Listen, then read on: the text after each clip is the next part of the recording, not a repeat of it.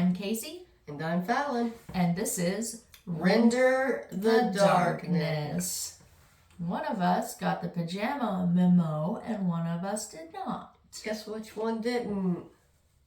Yeah. Guess who didn't tell that person? Well, one of us was ready to have a party and the other one just looks cold. I am cold. So, today's cold.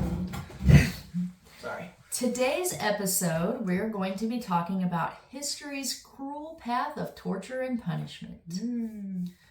The fact of the episode today is that penicillin was originally called mold juice. So thank God they changed that. Yeah, that's disgusting. Yeah. I much prefer penicillin because I don't know off the top of my head what that means, and it's something I would have to look up, and naivety is bliss. Yeah, but if you look it up, though, I'm pretty sure it would still... Doesn't refer to it as mold juice. I did look it up. Well, I would hope it didn't. It just tells you it comes from a family of like penicillium or something like that. I don't know. I did look it up, though. But anyway, so today we're going to travel back to a time when the way a person should be punished for their crimes wasn't quite as humanely established in most areas of the world as it is now. Okay. We're going to be talking a lot about medieval and ancient forms of torture and torture devices, as well as some that were still being used not that long ago. And I actually think I touch on one. In fact, I know I touch on one that's still being used to this day. Okay, wow.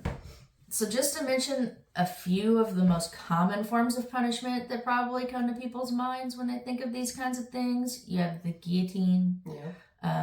Flogging was a common one. Getting your head chopped off with an axe was a pretty common one. Think about the older days. Stoning comes to mind. This form of death goes all the way back to biblical times. Yeah, they used that a lot back in the day. They did. What about burning someone alive? Oh, yeah. That was pretty common. You heard about this a lot when referring to witches or witch trials. Yeah. Another one that's often talked about or seen is the hanging. Yep. That was used for a long time all over the world. I don't think I've ever seen a Western movie where somebody didn't get hung at least once. That is true. You know, there's usually at least one hanging in every Western. Yeah. But I'm not going to be focusing on these kind of more common things that people think about when thinking about that kind of stuff. But I can say that the things I will be focusing on in today's episode, I would imagine, or I feel like I can pretty bravely say, would probably make someone in a situation of persecution beg for any one of these types of punishment. Really? Yeah. Okay. There's a difference between execution and torture. The methods we're about to get into, they somehow merge these two for some truly horrendous results. Okay. That being said, please know ahead of time that there was just no way to talk about this topic without going into some pretty gruesome and explicit details. This entire episode is a content warning. Wow. It's full of adult content and human harm. If that's something that is potentially triggering or sensitive for you, please skip this episode and tune back into the next one. We will not be offended at all. No. Completely understand. Will not blame you. So let's jump right in. These methods come from all over the world at different time frames throughout history. I'll do my best to include when they were most popularly used, what time era they were used in, and also where they were most commonly used, as well as I will add whether or not these torture methods or devices are believed to be fact or fiction. Okay. The first one we're going to talk about is rat torture. Okay, this already didn't sound good. So what is said to happen is that the executioners would take a bucket of starving or diseased rats. They would conceal the rats on the bare skin of the person, usually their chest or stomach, using the bucket. They would apply heat to the outside of the bucket, which would then cause the rats to become increasingly agitated, and they would then chew through the person's skin and organs in an effort to find safety. Ooh, thereby killing the person in a very agonizing way. That's terrible. I also thought that was terrible.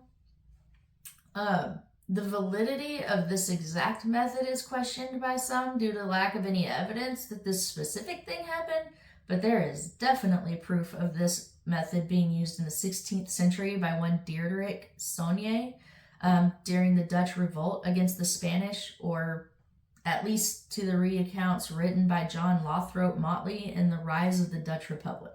Okay. It's believed that Saunier would use the rats as a form of torture on prisoners in a very similar way as the one I just mentioned, but he would actually cut the stomachs of the prisoners open, exposing their organs. Then he would take a bowl or dump a bowl of rats into their stomachs, applying heat, driving the rats mad, who would then frantically burrow in the intestines, killing the prisoner. Okay. Ouch. God, that just makes my stomach hurt. Oh. Yeah, it's pretty, I could not imagine. So these practices were documented all over the world. Although this particular form of torture did eventually get abolished, there's records of rats being used as like psychological warfare all the way up to 1985. Wow. If you ask me, they still use rats as a way to psychologically torture people to this day. I've seen Fear Factor. Oh, yeah. It's not sponsored, but I've seen it. They do spiders, too. Like with They the do. box. Mm-hmm. Or like making them lay down in a box and then like dumping the rats on. Okay, next we're going to talk about the pear of anguish. This one I have not heard of. Well, I know I gave a warning at the beginning of the episode, but I'm going to give another one here. This is graphic and could be disturbing to some. Okay. This device was said to be used in Europe in the 17th century. The device is shaped similarly to a pear. Okay. On the top, it has a large head. There was a stem that had a screw attached to it that was used to control the opening and closing of the claws at the top.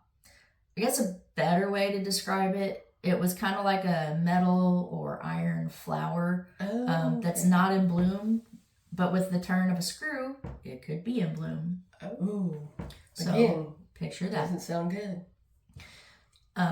When the screw is turned just like a blooming flower, as I just said, the claws or petals would begin to open. Supposedly what would happen was, when the pear was closed, it would be inserted into different orifices of the body, like the rectum or the vagina. Oh, gosh. After insertion, the executioner or torturer would then begin to slowly open the claws. The pressure would begin to cause agonizing pain, as the pear's intended purpose, it wasn't actually to kill anybody, just to cause really agonizing, torturous pain that would trigger the person to confess or talk. Oh. So this was said to be an interrogation device. Golly, that, again, making hurt. God. When it comes to proof as to whether or not this device actually existed, the consensus says yes, it did. But it was also noted that it wasn't always used on the vagina or anus. It was also used for the mouth. What? If someone wanted the opposite effect, they could put the pear in the person's mouth and open the claws, stretching the person's mouth, preventing them from yelling or talking. Oh, wow. So instead of interrogating it and using it as a confession tool, they would use it to keep someone quiet. Like a gag. Like very a gag. Like painful. a very painful gag. It was also thought that they could even lock the claws in place with an actual key. And in order to be freed from the contraption, the victim would often agree to a proposed bribe in order to get the key to be freed. I could see that. And that is why the pear of anguish is also sometimes referred to as the choke pear. All right, that was... I couldn't find definitively whether this one was true or not, but I do know that there are a lot of different models of it in many different museums throughout the whole world. And I also know that, true or not, the idea that this could have been a thing is a pretty terrifying thought. Yeah. The next topic of disturbance is the breaking wheel. Sorry. It's fine. You ever heard of the breaking wheel? I mean, it kind of sounds familiar, but there's nothing going on up here, so. Have you ever heard of the breaking wheel? I'm sure some of you have. Mm-hmm. It was also referred to as St. Catherine's Wheel. Real quick, the reason it was called that is because St. Catherine was tied to the wheel to be persecuted for her refusal to denounce her Christianity, and the wheel broke in half. Oh. Furious at the divine intervention believed to have just taken place from her executioner, Emperor Maxentius, he decapitated her. Oh. So, this form of torture was used in public executions. Well, people got to watch this happen. What they would do was, for anyone convicted of murder, rape, being a traitor, thievery, that person would be sentenced to execution by the wheel.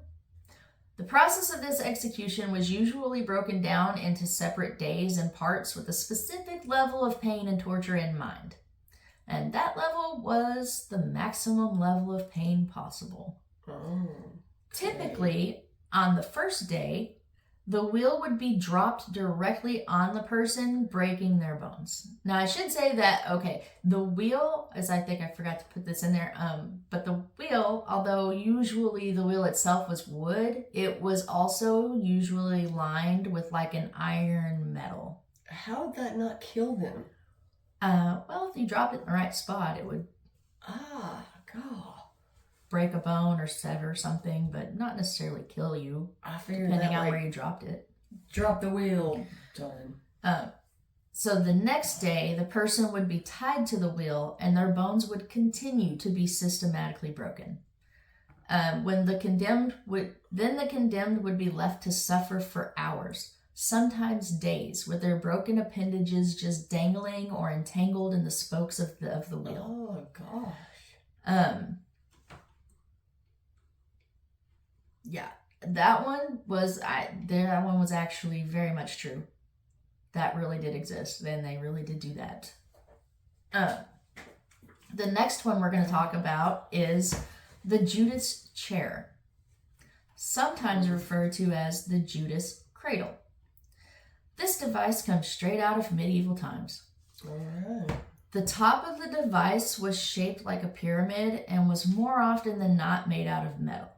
Sometimes wood, but mostly metal. Okay. The person would be positioned above the tip of the chair and slowly lowered down until the tip began to penetrate the person, whether it be through the anus or vagina. Oh my gosh, why? Ugh. As this happened, especially depending on what part of the body was being penetrated, it would usually cause internal injuries that typically led to death. The device was said to mostly be used to get confessions out of people, but if some simply wouldn't comply, they would just be subjected to this truly horrendous form of torture. Oh gosh. Not only is there a ton of evidence from the Middle Ages that this device existed, there's also evidence that it was used quite often. Yeah. This was one of their more common go-tos. Yeah. For execution and punishment.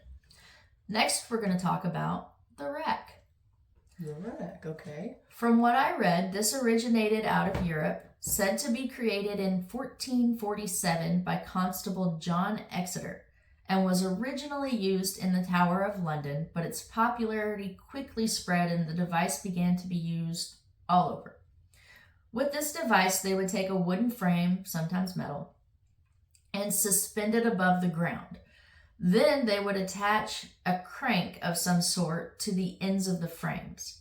They would then tie the limbs of the person to the rollers and start cranking, stretching the person's arms and legs until they either became disjointed or sometimes even ripped completely off. Okay. This was said to be sometimes implemented in other ways, but was again typically intended to trigger a confession from its victims. Yeah, see, I've heard of that one before. I don't know if I remember it being called the rack, but I remember the method itself. Mm-hmm. And sometimes I read too that sometimes they would light fire underneath it just for an added extra bit of torture, I guess, pain. I mean, the stretching of the arms and the tearing of the arms and stuff wasn't enough. Just add some fire. Add some fire. All right. Next, we're going to talk about coffin torture. Ooh. This form of torture, again coming out of the Middle Ages, was when a person would be placed in a wooden box, a very made-to-size wooden box. Meaning it was literally only big enough for the intended victim to be placed in the box. It did not allow for any wiggle room whatsoever. This is already making it hard for me to breathe. So then the person was usually just left in there for days at a time. Think that's not medieval enough?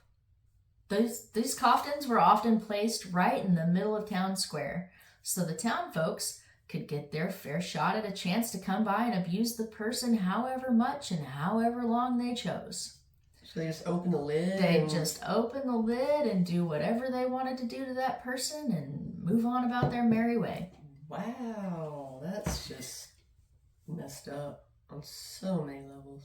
The first thing that came to mind was if somebody was convicted of, let's say, murder, especially of, like, God forbid, a child. Yeah. I'm sure the town folks were only thinking about vengeance at that point. So being given the opportunity to get that directly, I can only imagine some of the things that were probably done to the people in these boxes. Yeah, I could think of one thing that was probably done right off the bat if it had to involve a child. I also could think of that exact same thing. Yeah. So sometimes the coffins would be left in such harsh weather conditions the victim would die. Sometimes the victim was noted to have been released. Okay. But usually not. Oh. And yes, this form of punishment was very much real. Okay, that's just... God. Yeah. Next is the thumb screw. Oh, I don't like the sound of that. I could be wrong of where it's going, but okay.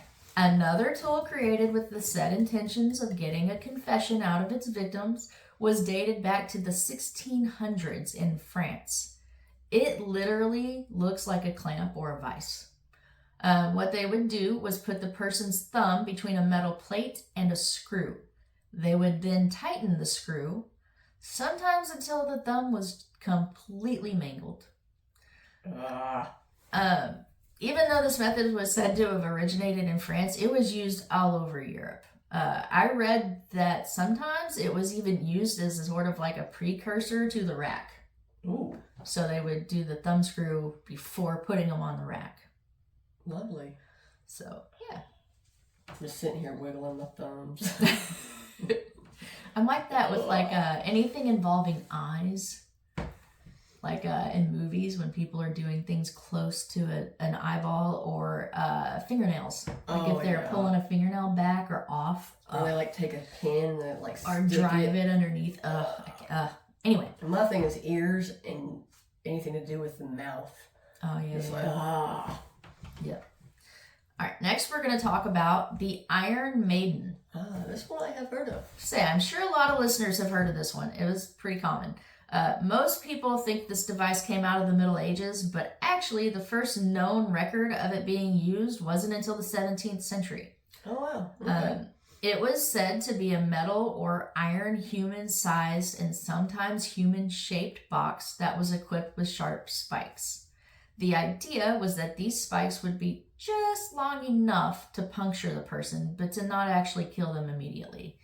They would slowly bleed out over time. Okay. The first account of this device that I could find was by someone named Nabis, who was a Spartan tyrant in 200 BC. If I said that wrong, I'm really sorry. All right. Spartan. This is Sparta. Anyway, so the brazen bull. This one sounds familiar. It should. You've probably seen it in movies. Okay. This device or idea was said to come from the ancient Greeks and Romans. This was a giant statue, typically made of brass or bronze, in the shape of a bull. The victims were thrown inside the statue and a fire would be lit underneath, effectively cooking the victims slowly. Oh. The nostrils were designed in a way that would allow the smoke and the screams of the victims to billow out. So the smoke would billow out and it would create the image of an angry bull, and the screams would mimic the low sounds that a bull might make. Wow, they really put some thought into that, didn't they? They did. The original reason for its creation was to end the practice of Christianity throughout the Roman Empire. This dates back to being used as far back as the early 300s. But like most of these, it didn't take long for this use of this method to expand and begin to be used all over. Okay. Next, we're going to talk about sawing. Just sawing? Sawing. Okay. This form of gruesome punishment was practiced all over the world at one point, especially in Europe and Asia, in medieval times especially. But the first known record of execution of sawing actually comes out of ancient Persia. Apparently, Darius II's wife commanded this method be used on one of her rivals.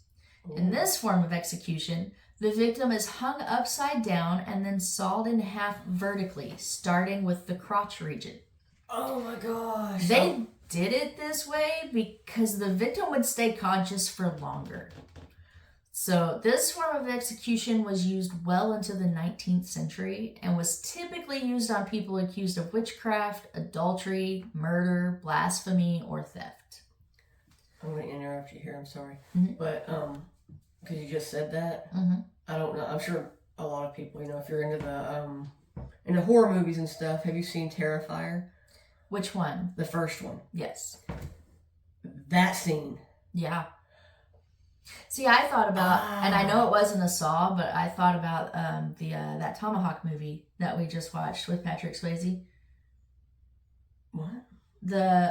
Remember where they go out, the wife gets kidnapped, and then they all go out to Luke Wilson and not Patrick Swayze, Kurt Russell. Yeah, Kurt Russell. Yes. Kurt Russell. Yes. Bone Tomahawk or something like that.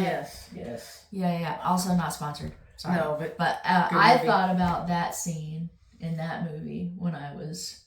Yeah, that's the first thing I could think of because, like I said, I just seen that. And I did read too, and I might say this wrong because I didn't include it in my little script here, but I did see too where this was also used in China, and somehow the Chinese managed to, and I didn't really understand the concept of how this worked, but what they would do, from what I read, is they would put 2 stakes in the ground, and they would hang the person in between the stakes, and for some reason that would somehow slow the blood flow. I don't know how that worked, but it was said to, however they did it or however it worked, it was said to actually make this take longer and keep the person awake for longer. Like they could be awake all the way until they got to the middle chest. Oh my gosh. With whatever thing they did that made this. I'm surprised they wouldn't go into shock though and just pass out.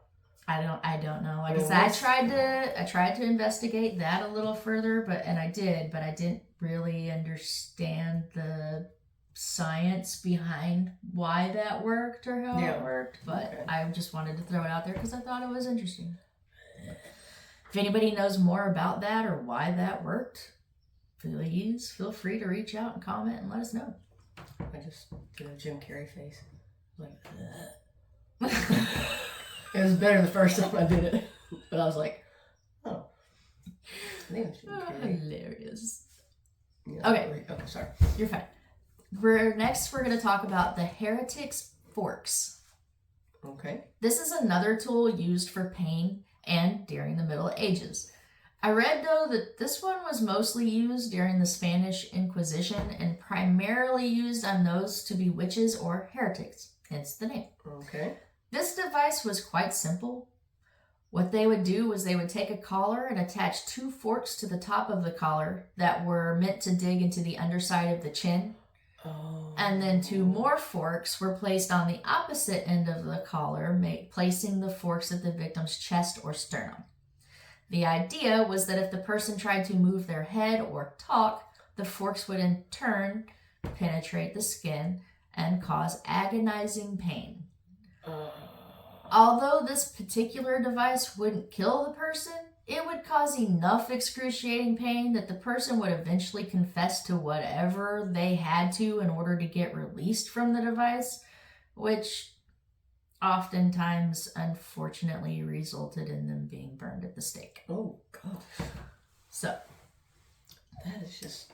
This whole episode's making me hurt. This device was very much true. They really did do this. Okay, so next we're going to talk about, and I hope I say this right. No pun intended here. I was getting very tongue-tied trying to say this one. Okay.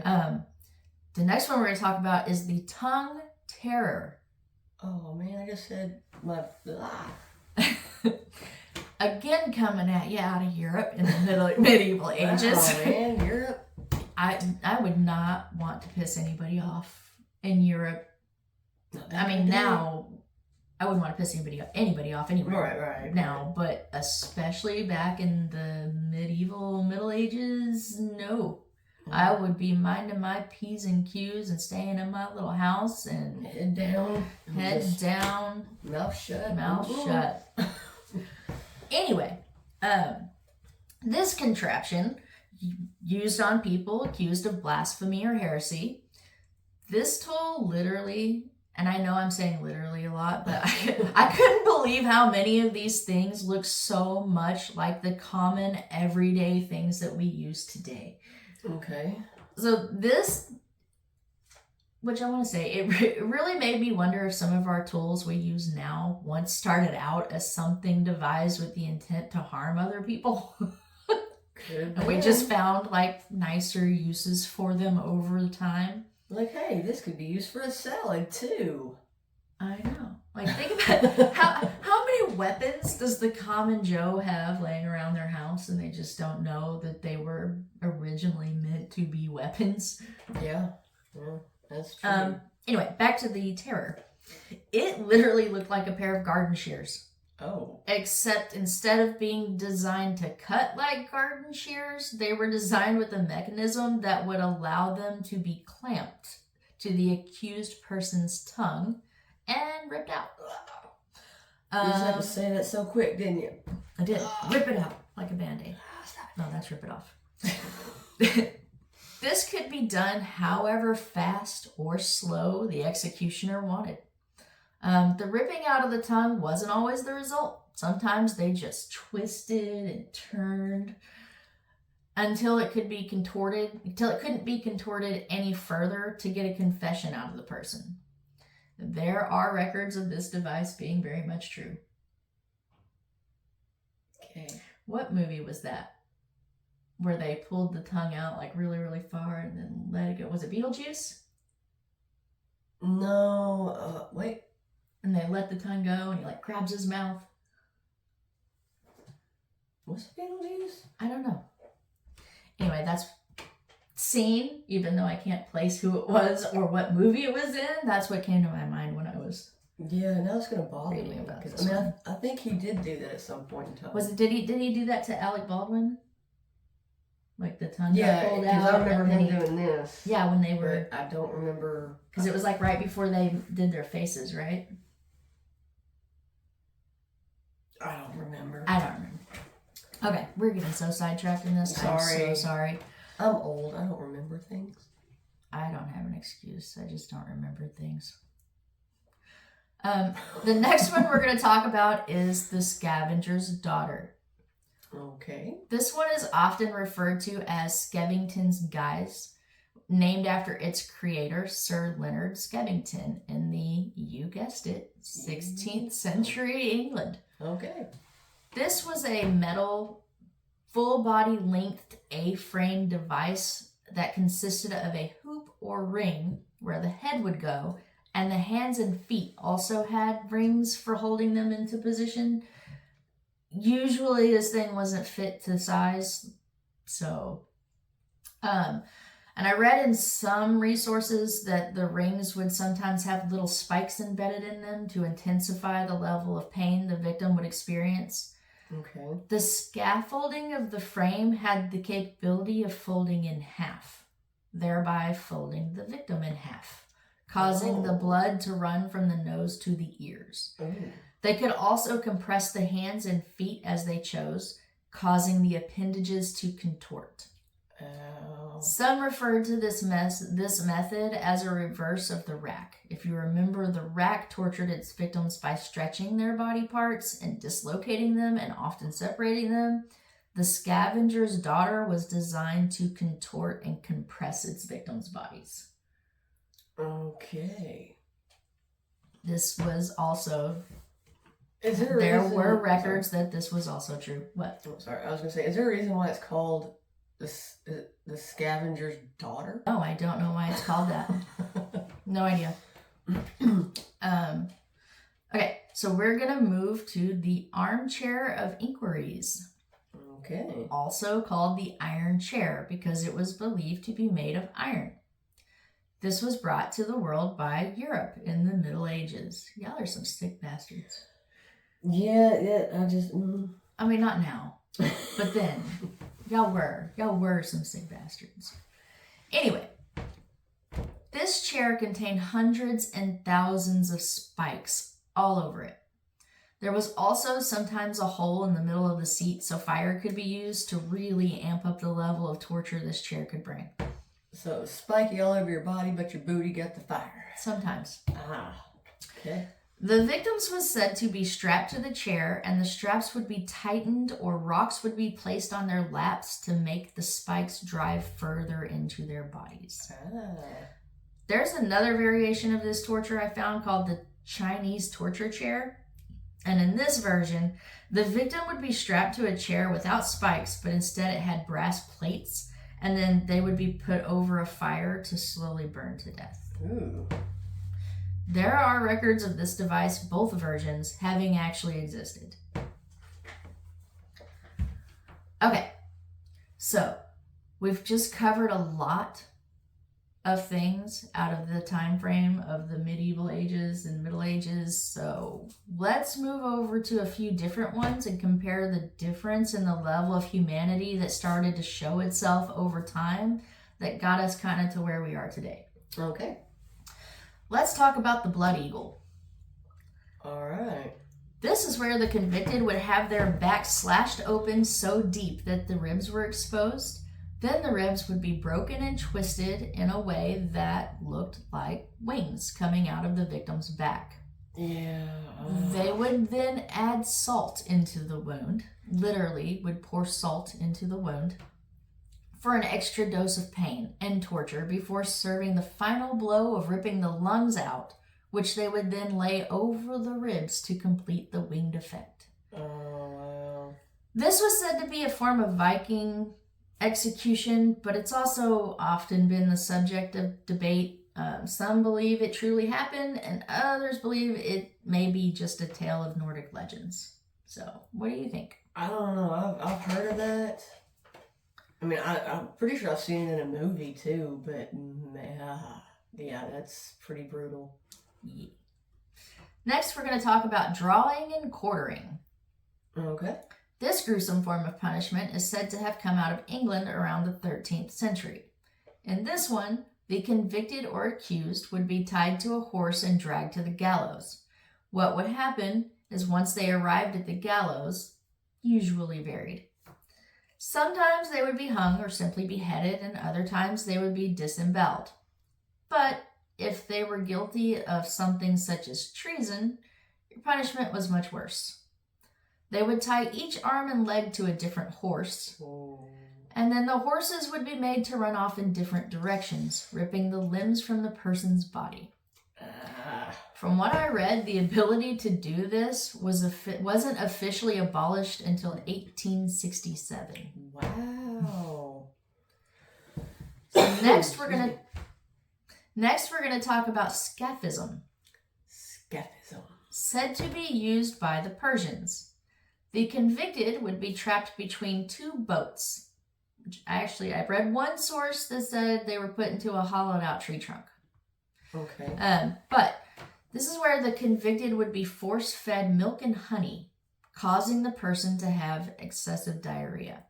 Okay. Once the diarrhea began, the person was then smothered in milk and honey and usually left in the sun or still water.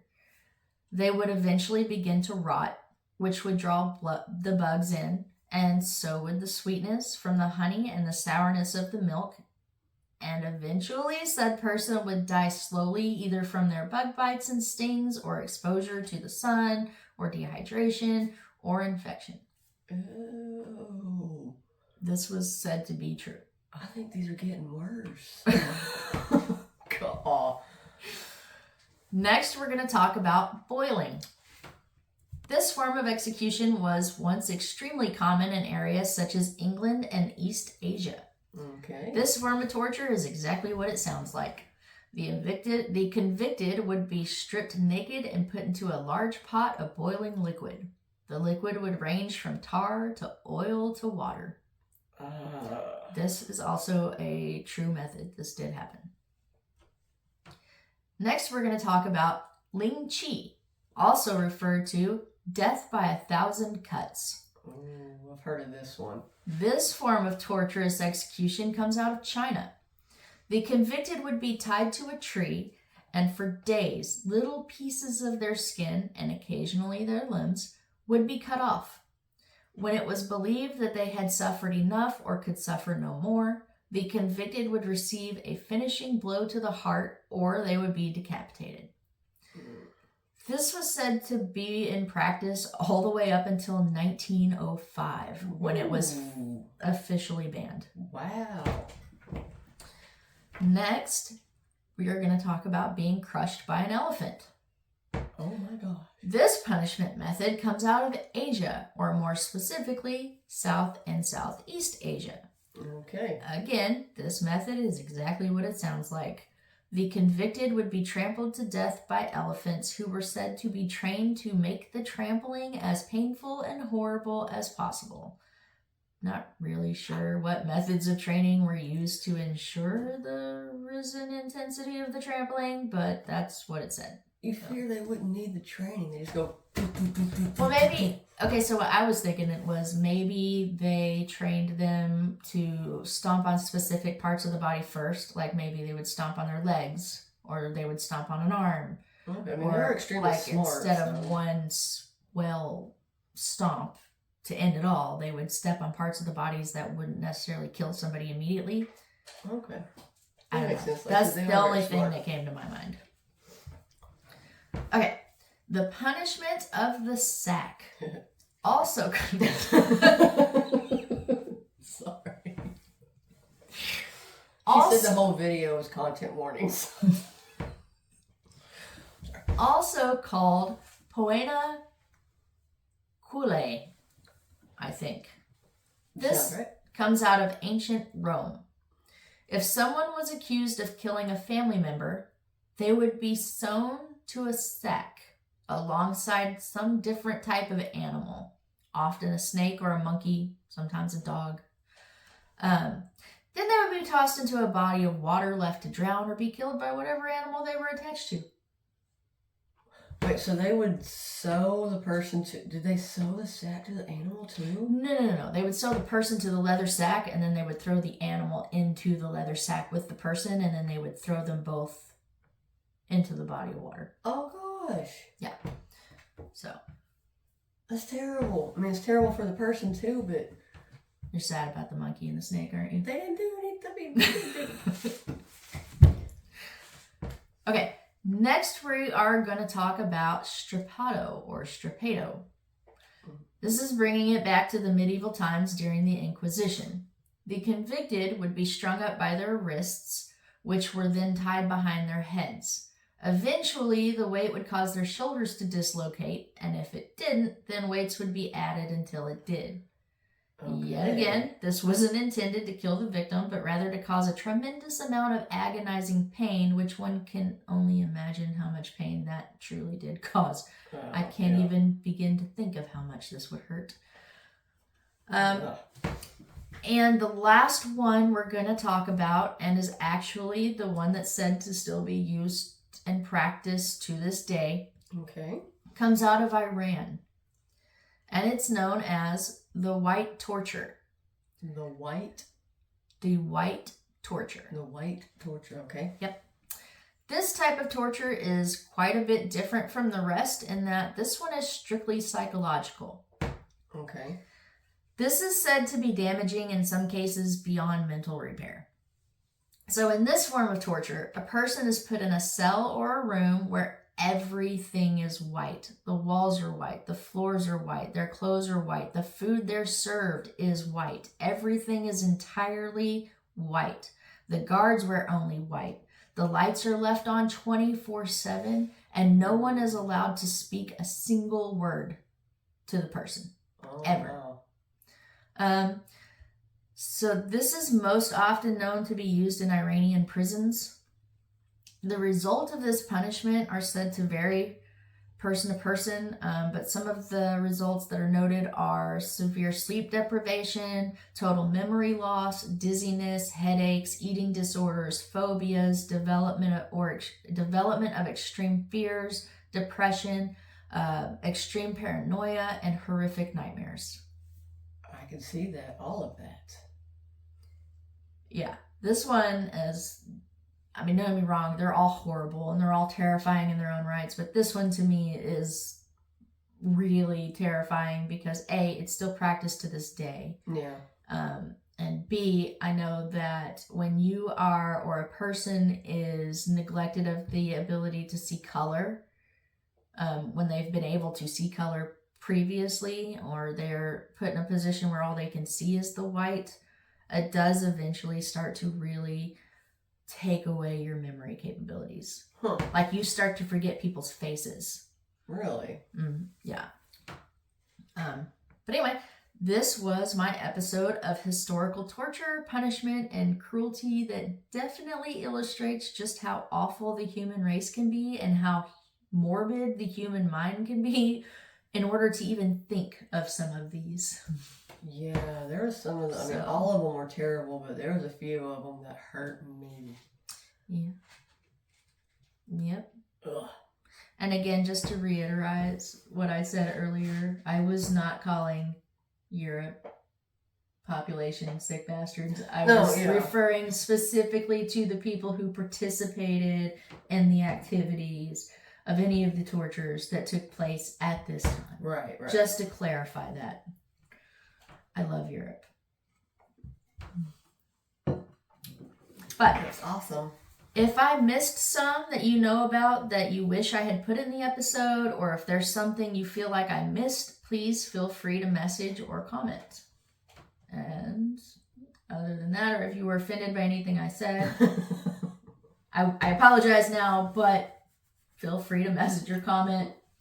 I'm known to struggle with the filter, so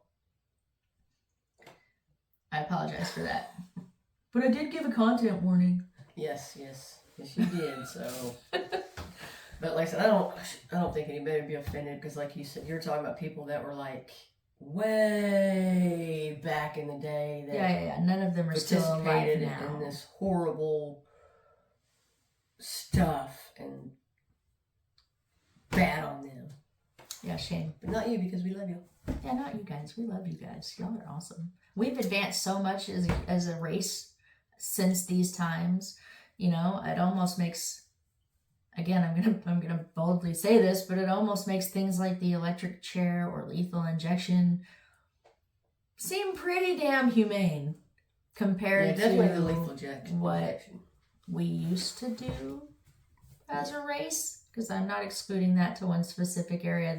These things were practiced worldwide, everywhere, all over. So the whole world at one point in time was full of sick bastards. Sick bastards, yeah. At one point in time.